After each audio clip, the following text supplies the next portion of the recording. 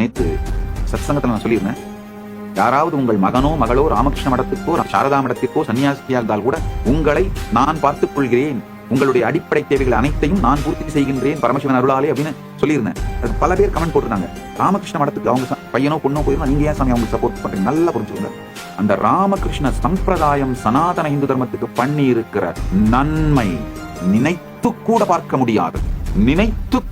முடியாத பெரும் நன்மை செய்திருக்கிறார்கள். ஒரு நாட்டுல பையனோ பொண்ணோ ஆர்மிக்கு போயிட்டா அந்த பேரண்ட்ஸ் அந்த நாடு தானே பாத்துக்கணும். சனாதன இந்து தர்மம்ங்கிற சிவிலைசேஷனல் நேஷன், இந்த சிவிலைசேஷனல் நேஷன் தான் கைலாசம்.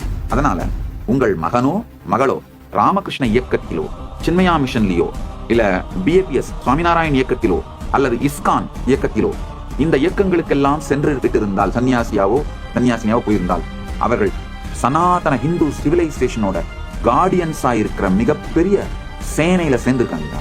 அதனால உங்களை பார்த்துக் கொள்ளும் பொறுப்பு என்னுடைய. தயவு செய்து யார் அந்த மாதிரி இருந்தாலும் இல்ல உங்களுக்கு தெரிந்தவர்கள் யாராவது அந்த மாதிரி இருந்தாலும் எங்களுக்கு இந்த இமெயில் மூலமா தகவல் தெரிவிங்க. என்னுடைய சன்னியாச படை அவர்களை நல்லபடியாக பார்த்துக் கொள்வார்கள்.